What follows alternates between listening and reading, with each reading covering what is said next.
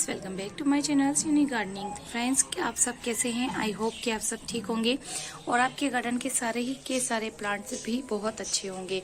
तो उन्हीं प्लांट्स को आज बहुत अच्छा रखने के लिए एक फर्टिलाइज़र मैं आपके साथ में शेयर कर रही हूँ, जो कि होममेड है, बिल्कुल ऑर्गेनिक तरीके से मैं उसको बनाती हूँ। और उसको किस तरीके से यूज़ करना है, वो पेस्टिसाइड में भी यूज़ हो जाता है बहुत अच्छी तरीके से, और जो फर्टिलाइज़र है उस रूप में भी आप उसको यूज़ कर सकते हैं। आने वाले समय में बहुत ज़्यादा गर्मी होने वाली है और गर्मी के मौसम में हमारे प्लांट को एक्स्ट्रा एनर्जी की ज़रूरत पड़ती है फूल प्रोड्यूस करने के लिए, स्पेशली जब हम उनको पॉट में लगा के रखते हैं। तो शहरी जो इलाके होते हैं फ्रेंड्स, उनमें इस तरीके के हम पॉट में अपने प्लांट को लगा देते हैं। उसके बाद में जो प्लांट है उसकी जो शक्ति है, जो पावर है और जो फर्टिलाइज़र है वो देने के लिए हमें टाइम टू टाइम इनका बहुत ज़्यादा ध्यान रखना पड़ता है। कहने का मतलब ये है फ्रेंड्स कि अगर आपने इनको 6 इंच के इस तरीके के पॉट में लगा रखा है तो फिर गर्मी में काफ़ी ज़्यादा इनको धूप बर्दाश्त करने के लिए, गर्मी बर्दाश्त करने के लिए न्यूट्रिएंट्स की ज़रूरत पड़ती है। और हर प्लांट को ज़रूरत पड़ती है एनपीके की। एनपीके मतलब नाइट्रोजन, फास्फोरस, पोटेशियम। तो ये जो चीज़ें होती हैं ये हमें केमिकल खाद में भी बहुत ही आसानी से मिल जाती है, लेकिन अगर हम इनको जो हमारे गमले हैं उसमें देते रहेंगे लगातार, तो हमारे जो गमले हैं उसकी मिट्टी जो है वो उसका पीएच लेवल काफ़ी ज़्यादा बिगड़ जाएगा। और जब पीएच लेवल बिगड़ जाता है तो मिट्टी का, उसके बाद में ना तो प्लांट सरवाइव कर पाता है और ना ही कोई आपको फ्रूट या फिर कोई फल या फिर कोई आपको फ्लावर दे पाएगा। तो मिट्टी का पीएच लेवल बनाने के लिए फ्रेंड्स आप ज़्यादातर अपने गार्डन में जो कि ऑर्गेनिक खाद है, फर्टिलाइज़र है, इंसेक्टिसाइड है, उसका यूज़ करेंगे तो आपके जो प्लांट है वो काफ़ी ज़्यादा अच्छे बने रहेंगे, काफ़ी ज़्यादा गर्मी बर्दाश्त भी कर पाएंगे, उनके अंदर काफ़ी ज़्यादा मात्रा में शक्ति आएगी और ज़्यादा से ज़्यादा कलियाँ प्रोड्यूस करेंगे, ज़्यादा से ज़्यादा फ्लावर प्रोड्यूस करेंगे। अगर आप इस फर्टिलाइज़र को अपने फ्रूट वाले प्लांट पर इस्तेमाल करते हैं तो ज़्यादा से ज़्यादा इसके ऊपर फ्रूट प्रोड्यूस होंगे, पत्तियां का जो कलर है वो भी ज़्यादा ग्रीन आएगा और इसकी चमक भी काफ़ी ज़्यादा बढ़कर निकलेगी। गर्मी में स्पेशल हमारे प्लांट को सिर्फ पानी की नहीं ज़रूरत होती है फ्रेंड्स, एनपीके की भी ज़रूरत होती है। तो एनपीके क्या होता है और किस तरीके से हमारे प्लांट के ऊपर काम करता है, इसके बारे में अभी हम जान लेते हैं। तो एनपीके का मतलब जो होता है फ्रेंड्स, नाइट्रोजन, फास्फोरस, पोटेशियम मतलब एनपीके।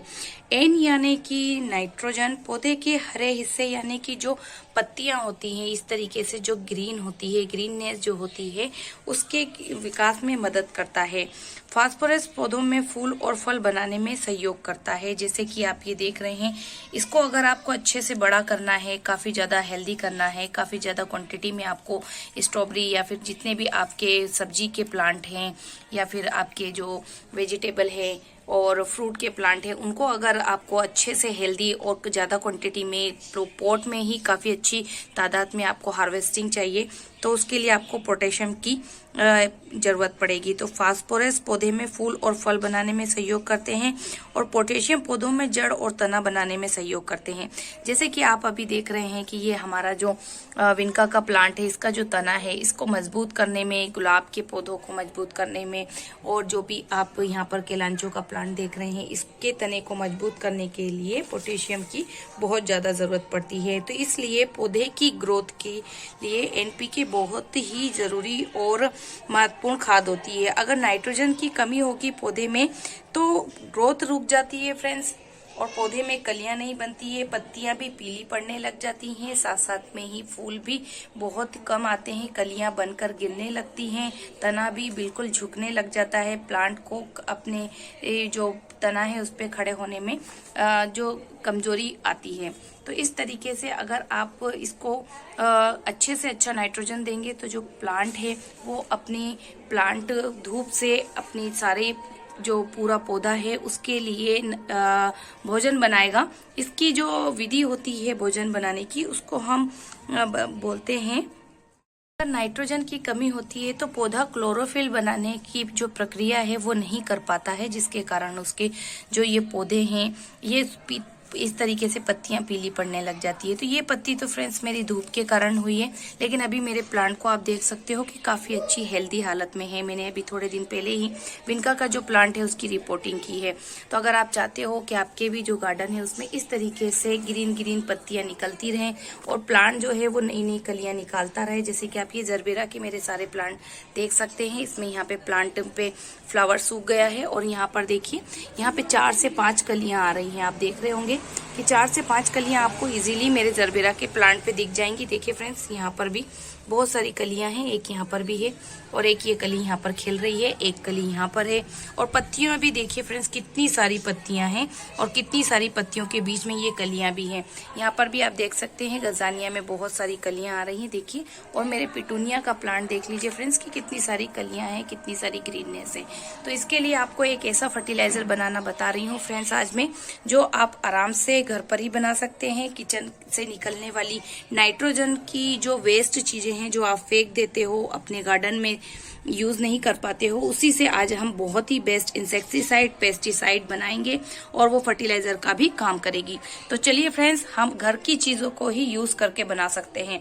तो मैं उसमें जो भी चीज यूज करती हूँ, अगर कुछ फ्रेंड्स उन चीजों को यूज नहीं करते हैं, कोई चीज अपने घर में यूज नहीं कर पाते हैं, वो नहीं खाते हैं, उनके घर में वो चीजें नहीं आती, तो उसका ऑप्शन भी है मेरे पास में और वो भी मैं आपको बताने वाली हूँ। तो फ्रेंड्स, वीडियो अच्छी लगे तो लाइक शेयर कमेंट जरूर कीजिएगा। मैं आप सभी के लिए वो जानकारी लेकर आती हूँ जो मैं अपने गार्डन में यूज करती हूँ। रिजल्ट आपके सामने है। मैं इसमें ऑर्गेनिक तरीके से ही फर्टिलाइजर देना पसंद करती हूँ, क्योंकि केमिकल फर्टिलाइजर अगर हम देंगे अपने गार्डन में तो हमारे प्लांट में जो मिट्टी है वो सीमित होती है। हम जो शहर में रहते हैं उनकी बालकनी गार्डन होता है, टेरेस गार्डन होता है, जिसमें कि जमीन से प्लांट की कोई लेना देना नहीं होता है। हमें जमीन नहीं मिलती है तो हम प्लांट को अपने पॉट में ही लगा लेते हैं। इसकी मिट्टी को उर्वरक शक्ति बना के रखने के लिए हमें इसका पीएच लेवल बना के रखना होगा। तो कम से कम केमिकल खाद का यूज कीजिए और ज्यादा से ज्यादा ऑर्गेनिक खाद का यूज कर दीजिए। ऑर्गेनिक खाद का रिजल्ट धीरे से आएगा लेकिन बहुत अच्छा आएगा फ्रेंड्स। तो चलिए हम वो ऑर्गेनिक खाद बना लेते हैं। फ्रेंड्स, अब हम वो फर्टिलाइजर बना लेते हैं जिसके बारे में हम पिछली बहुत देर से बात कर रहे हैं। तो 5 लीटर की ये बकेट है, ये मेरा नाप है पूरा गार्डन का। मैं 5 लीटर बनाती हूँ, उसमें 15 लीटर पानी को इंक्लूड करती हूँ। 20 लीटर फर्टिलाइजर मेरा तैयार हो जाता है और फिर मैं अपने पूरे गार्डन को देती हूँ।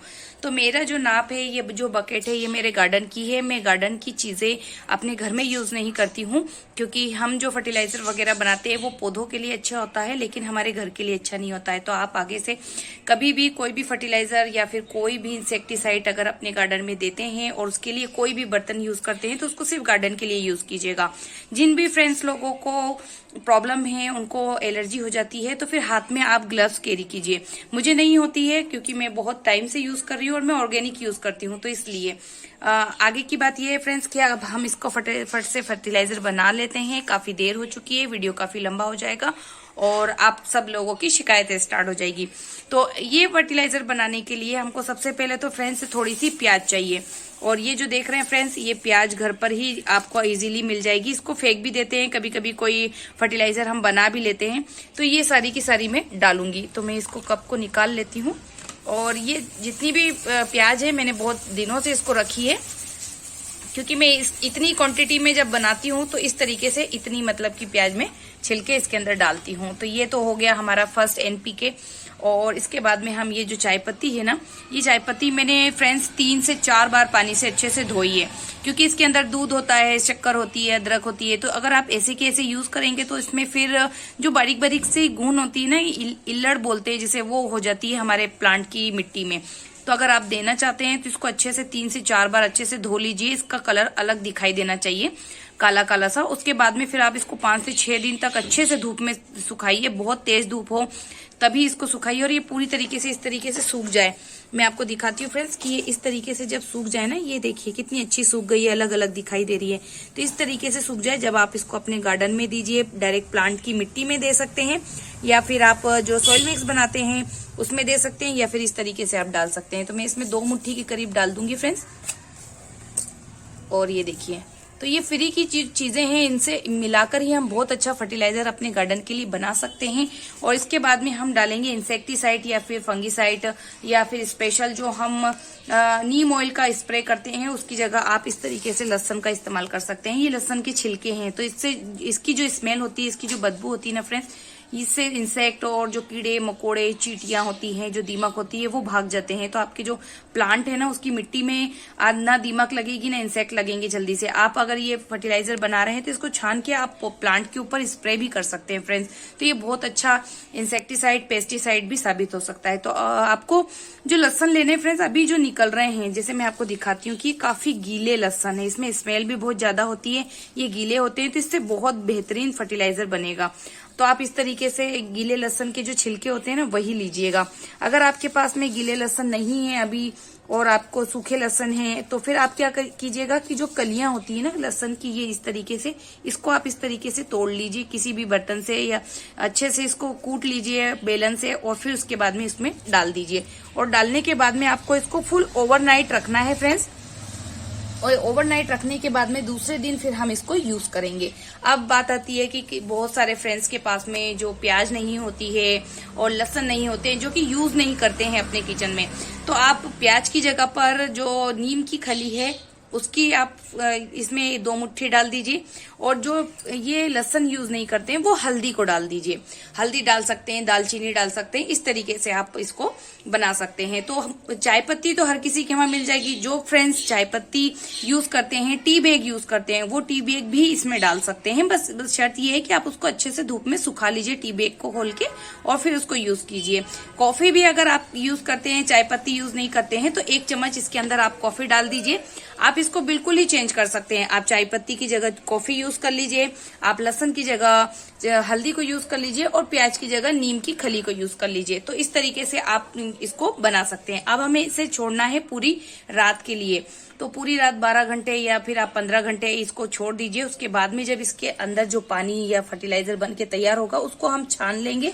और छानने के बाद में इसमें हम 3 गुना पानी मिलाएंगे। अगर हमने 5 लीटर पानी लिया है ये बकेट में, तो हम इसमें 15 लीटर पानी मिलाएंगे और सारे फिर प्लांट को देंगे। चाहे फिर वो स्ट्रॉबेरी का इस तरीके से प्लांट हो, या फिर इस तरीके से जरबेरा के प्लांट हो, विनका के प्लांट हो, और सीजनल प्लांट जैसे पिटूनिया है, गजानिया है, इस तरीके से आप दे सकते हैं। तो फ्रेंड्स इसको ओवरनाइट छोड़ते हैं। उसके बाद में फिर दूसरे दिन जब मैं दूंगी अपने सारे प्लांट को, तब मैं बताऊंगी। तो इसके लिए फ्रेंड्स आप अगर आज बना रहे हो तो इसको आप 2 दिन तक अपने प्लांट को मिट्टी को पानी मत दीजिए। बिल्कुल सूखना चाहिए। आपके जो प्लांट है उसकी मिट्टी देखिए इस तरीके से सूखनी चाहिए।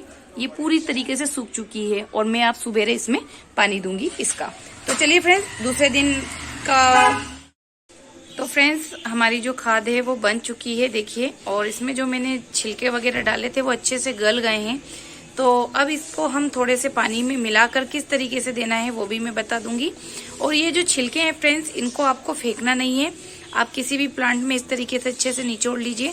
या तो आप कंपोस्ट बनाते होंगे किचन वेस्ट से, तो उसमें डाल दीजिए, या फिर इस तरीके से कोई भी बड़ा सा प्लांट हो आपका, जो गुलाब का हो या मोगरे का हो, तो उसमें आप मिट्टी में एक तरफ इस तरीके से अंदर की तरफ दबा दीजिए।